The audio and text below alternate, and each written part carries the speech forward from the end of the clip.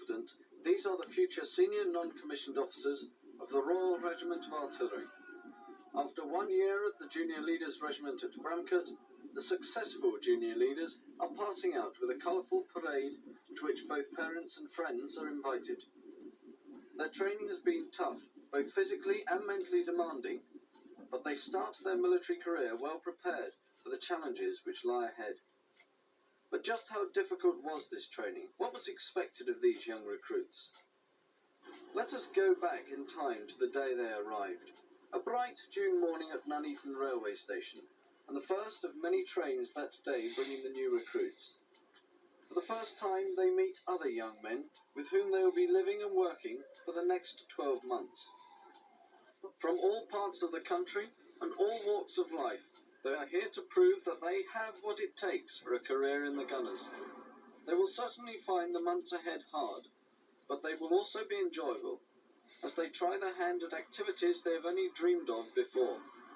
A short 15-minute coach ride, and they arrive at Gamecock Barracks. The initial processing and briefings are soon completed, and once assigned to a troop, they are led off to their accommodation by Continuity Troop personnel. Continuity Troop are ex-junior leaders who have only recently mustered. They know only too well what these recruits are going through and act as a kind of big brother during the first weeks of training. At the accommodation block, they meet the permanent troop staff who will guide them through their training and see the room that will be their home for the next year. Here, they are introduced to the most famous of service institutions, the military haircut.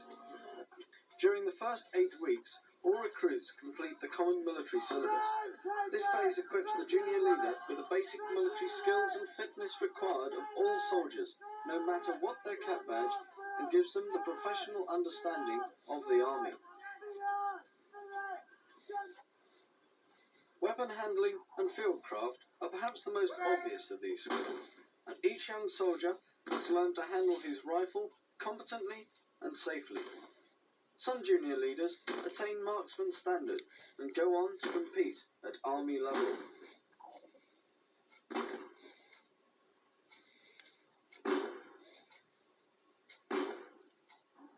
Fieldcraft is the art of survival on the battlefield, and much time is spent on the art of camouflage, movement, living and fighting in the field.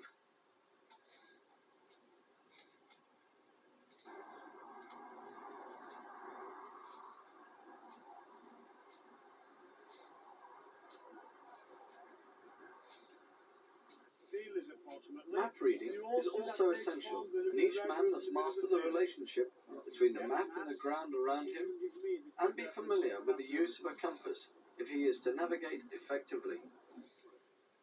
However, not all training is outdoor, and some time is spent in the classroom, covering subjects such as gunnery science, that leads to a better understanding of the practical training that follows. First aid is covered to a standard where every soldier can cope with the emergencies that he might well experience in the future.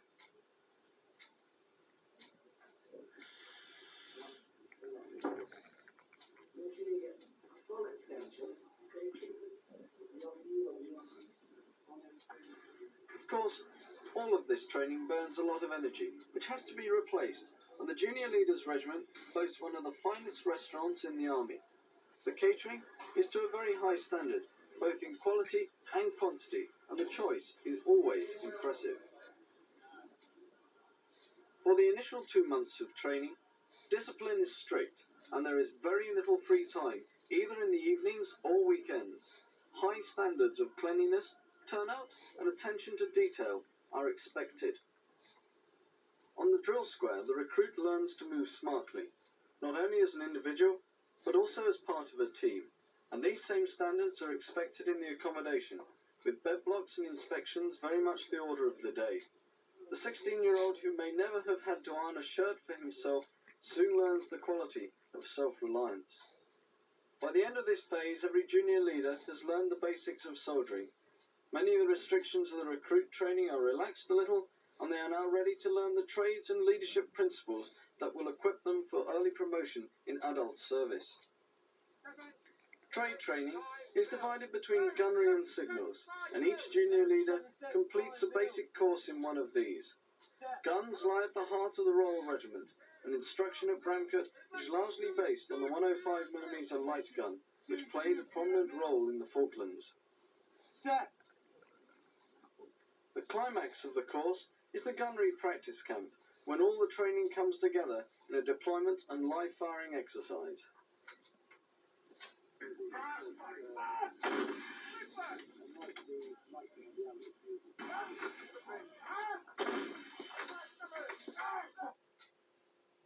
But communications are the lifeblood of a modern army, and the gunners are justifiably proud of their reputation for fast, accurate signalling that brings the guns into action without delay.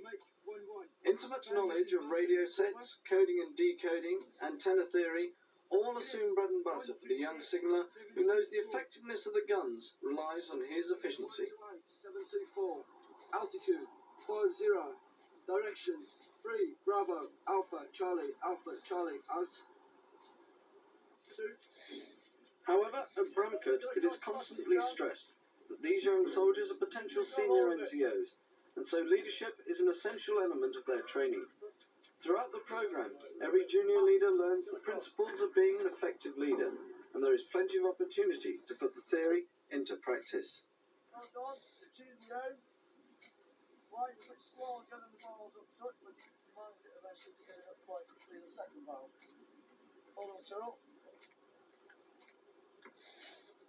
Adventurous training breeds greater self-reliance and provides the opportunity to practice leadership in difficult conditions, whether in one of the many training camps or the regiment's own cottage in Wales.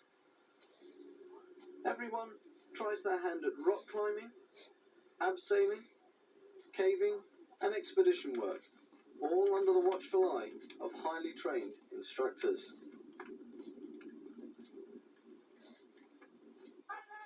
Or for those who prefer the water, there is canoeing, windsurfing and even sailing.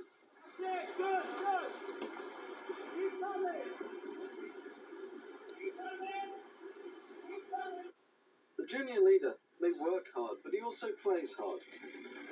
Back in camp, there is a wide range of hobbies to help him to relax, and each is encouraged to follow his own interests, from motorcycling to computers, from chess to angling, and even car maintenance. Or for those who prefer a more aggressive pastime, there is judo and boxing.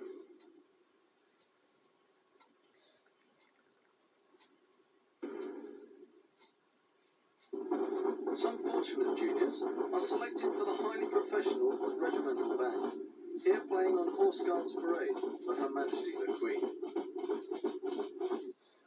Or the PT display team, both of which perform at fairs and shows throughout Britain.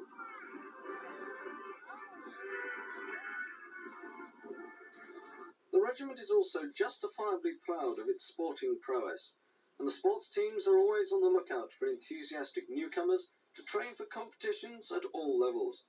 Almost all sports are catered for, not only the mainstream activities such as football, cricket, rugby and athletics, but also skiing, orienteering, badminton, swimming and many more. Many of these are very successful. But success on the sports field, like throughout the junior leaders' training, is only achieved by hard work, self-discipline and dedication. Quite a few do not complete the course. The year is not easy, but it certainly can be rewarding. There's been a lot to do and a very little time to do it, but they can be confident their training has thoroughly prepared them for their adult regiment. They will look back to their time at Bramcote with pride and even perhaps a little affection.